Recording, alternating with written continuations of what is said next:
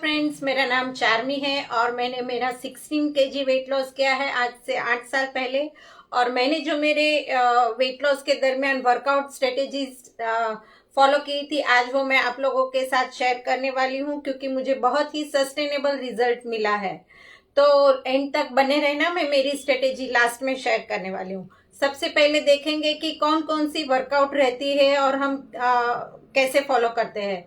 तो ज्यादातर जब भी वर्कआउट का नाम आता है तो मोस्टली 90% लोग ऐसे रहते हैं कि जब उनका वेट बढ़ने लगता है या तो बढ़ चुका है तो वो वेट लॉस करने के लिए वर्कआउट स्टार्ट करते हैं। ऐसा नहीं है कि ऐसे ही वर्कआउट स्टार्ट कर दी। 90% लोग ऐसे होते हैं, 10% लोग ऐसे भी रहते हैं फिटनेस फ्रीक जो अलग से भी वर्कआउट शेड्यूल बना के रखते हैं। तो आज हम बात करेंगे कि जब हम वेट लॉस के लिए वर्कआउट करते हैं प्लान तो क्या रहता है।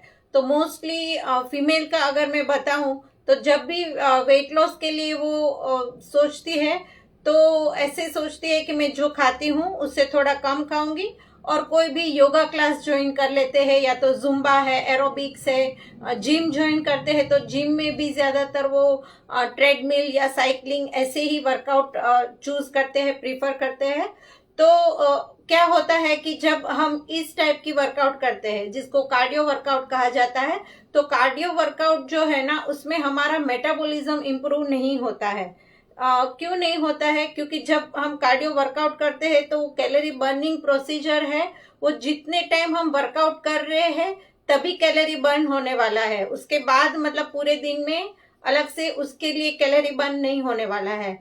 तो ये कैसे रहता है कि जब हम वेट लॉस के लिए ट्राई करते हैं तो सबसे पहले हम कैलोरी डेफिसिट करते हैं, मतलब जो खाना खाते हैं उससे थोड़ा कम खाने की ट्राई करते हैं और उसके साथ हम कोई वर्कआउट शेड्यूल, जैसे मैंने बताया उस टाइप का कोई भी एक वर्कआउट शेड्यूल चूज करते हैं।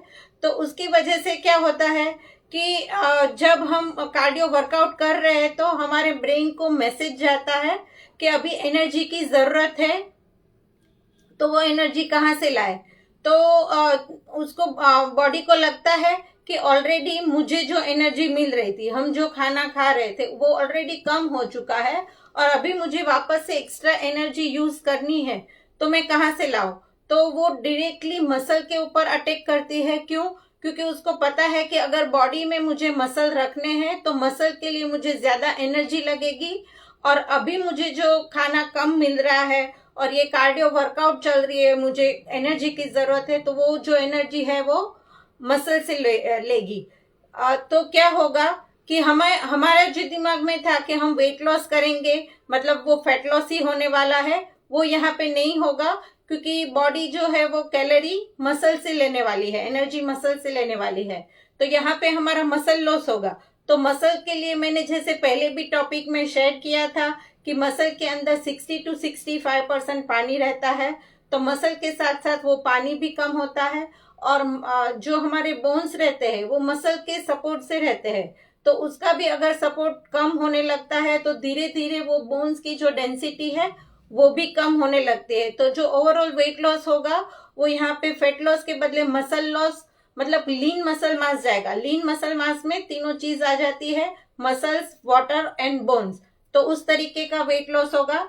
और जब हम स्ट्रेंथ ट्रेनिंग करते हैं तो स्ट्रेंथ ट्रेनिंग में क्या होता है, स्ट्रेंथ ट्रेनिंग मतलब हमारे बॉडी में जो 600 मसल है तो वो अलग अलग मसल को इन्वॉल्व करके रखना, एंगेज करके रखना और उसको थोड़ा चैलेंज देना।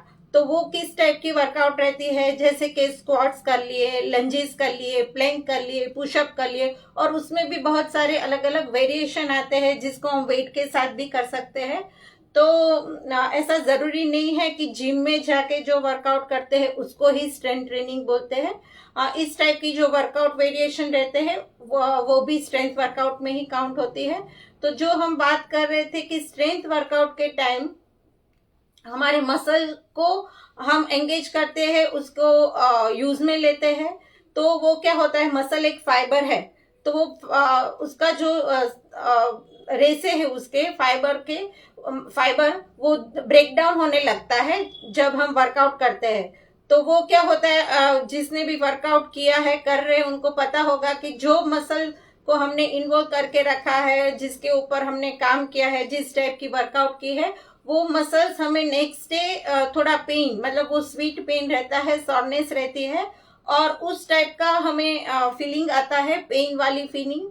तो वो क्यों आती है? क्योंकि वो मसल ब्रेक डाउन हुए हैं। अभी मसल ब्रेक डाउन हुए हैं तो उसको रिपेयर भी करना है, तो वो रिपेयरिंग में जो एनर्जी लगती है, तो स्ट्रेंथ ट्रेनिंग में ड्यूरिंग वर्कआउट और पोस्ट वर्कआउट रिकवरी के लिए भी एनर्जी यूज होती है। और यहाँ उसको मैसेज जाता है कि मुझे मसल प्रिजर्व करके रखने हैं, क्योंकि मुझे ज्यादा एनर्जी की जरूरत लगने वाली है, और मुझे मसल जो है वो हमारा मेटाबॉलिज्म अच्छा करते हैं।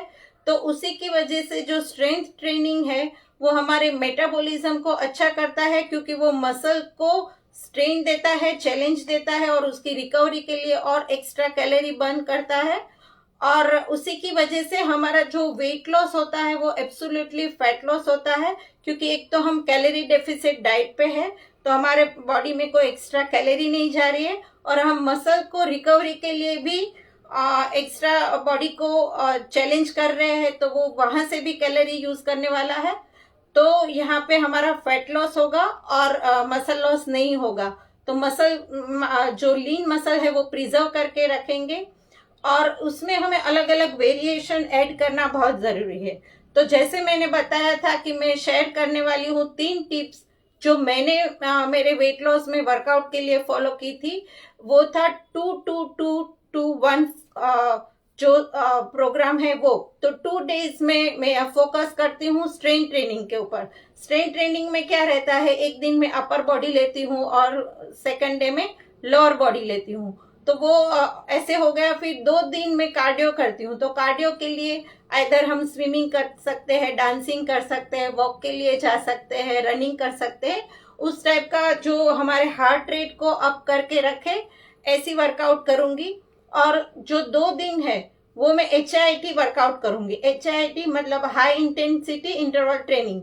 ये वर्कआउट में हम 20 to 25 second, 30 second, 45 second, depends upon the capacity of the person, हम एक्टिव मोड में रहेंगे, हम मसल को एंगेज करके रखेंगे, और इन बिटवीन द वर्कआउट हम 10 to 15 सेकंड का रेस्ट लेंगे। तो वो क्या होगा कि मसल एंगेज होंगे, रेस्ट मिलेगा, एंगेज होंगे, रेस्ट मिलेगा। उसको बोलते हैं हाई इंटेंसिटी इंटरवल ट्रेनिंग। और उसमें भी मैं वेरिएशन ऐड करती हूँ, एब्स लेती हूँ, या तो फिर फुल बॉडी वर्कआउट लेती हूँ, टबाटा लेती हूँ, और एक दिन में रेस्ट और रिकवरी को देती हूँ। क्योंकि पूरे दिन हमने जो मसल को एंगेज करके रखा है, उसमें टूट फूट की है, तो उसके लिए हमें रिकवरी के लिए एक दिन का रेस्ट लेना भी जरूरी है। रेस्ट में हम स्ट्रेचिंग कर सकते हैं, योगा कर सकते हैं, पिलाटेस कर सकते हैं, ट्रेक पे जा सकते हैं, वॉक कर सकते हैं, ऐसा कुछ भी वेरिएशन हम ऐड कर सकते हैं। तो ये था कार्डियो और स्ट्रेंथ ट्रेनिंग का कंपैरिजन। हमें ऑलवेज उसका कॉम्बिनेशन बना के रखना चाहिए, क्योंकि कार्डियो से हमारे हार्ट और लंग्स की कैपेसिटी बढ़ती है, और जो वर्कआउट हम करते हैं उसमें भी हमारा हार्ट और लंग्स अच्छा रहना, उसकी कंडीशन अच्छी रहनी भी ज्यादा जरूरी है। तो स्ट्रेंथ ट्रेनिंग के साथ कार्डियो का जो हम कॉम्बिनेशन करते हैं वो हमें सस्टेनेबल रिजल्ट देता है, जो वेट वापस से बढ़ता नहीं है, क्योंकि हमने यहाँ पे मसल लॉस नहीं किया है और फैट लॉस ही किया है।